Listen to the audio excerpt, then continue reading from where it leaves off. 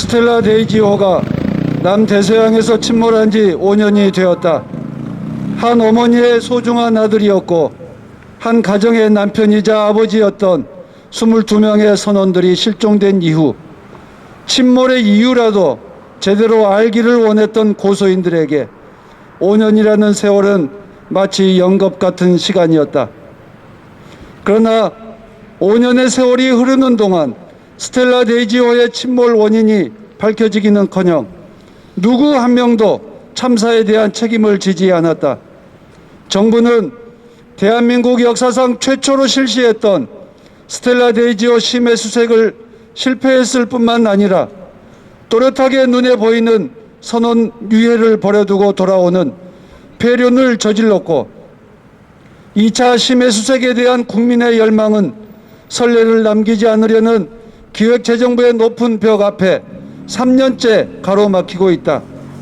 그러나 검찰은 정부의 심해 수색 추진 여부만을 눈치 보면서 5년 동안 단 한 명도 기소하지 않고 있다.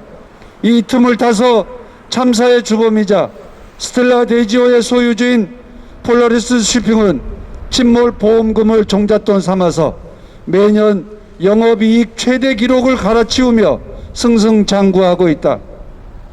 문제는 50일 후 스텔라 데이지호를 침몰시킨 자들이 저지른 범죄에 대해 공소시효가 만료된다는 점이다. 저는 스텔라 데이지호 2등 항해사였던 허재용의 둘째 누나 허경주입니다. 지난 5년 동안은 제가 30몇 년 동안 익숙하게 알고 믿어왔던 저의 가치체계와 신뢰가 모조리 무너지는 시간이었습니다. 만으로 5년이 다 되고 있습니다. 그렇지만 폴라리스 쉬핑은 스텔라 데이지호의 침몰의 정확한 원인을 제공했고, 그리고 심지어는 스텔라 데이지호가 굉장히 위험한 배라는 사실을 알고 있었고, 그로 인해서 22명의 꽃다운 선원들이 가족의 품으로 돌아오지 못하게 되었는데, 도대체 어째서 5년째 폴라리스 쉬핑뿐만 아니라 그 어느 누구도 책임을 지지 않고 경찰의 검찰의 기소조차 받지 않고 있는 것입니까? 이해를 할 수가 없습니다. 그러던 와중에 벌써 공소시효가 만료된다고 합니다. 처음 이 말을 몇 달 전 들었을 때 정말 너무나도 당황스러웠습니다. 아니, 몇 년이 지나도록 도대체 검찰에서 무엇을 하고 있는 거지? 우리는 침몰 원인을 밝히겠다고 아침부터 밤까지 1년 내내 뛰어다니고 있느라고 공소시효가 어떻게 되는지 이런 법적인 문제까지는 일일이 신경을 못 썼던 것이 사실입니다.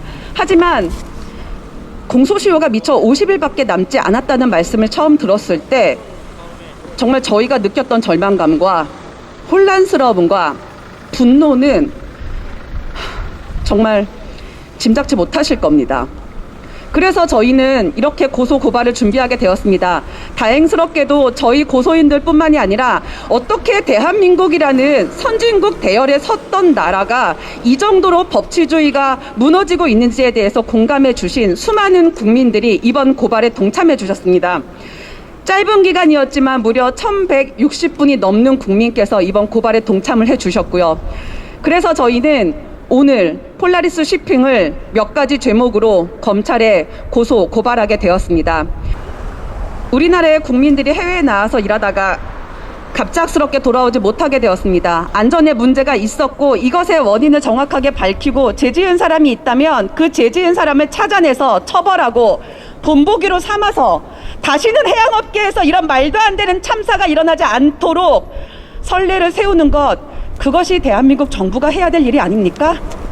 그런데 정부가 제대로 해야 될 일을 하지 않고 있기 때문에 검찰에서는 기소조차 하지 않고 5년 동안 시간을 끌고 있었던 것이 아닙니까?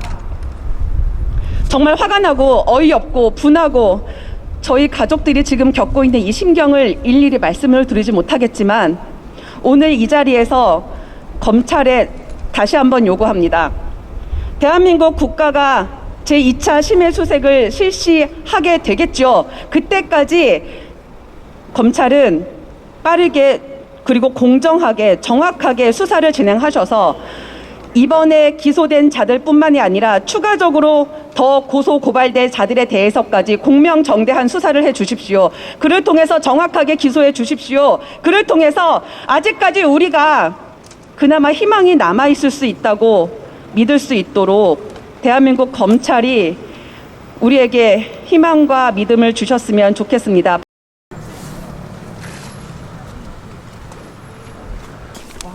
주황색을 어떻게 그러셨대요?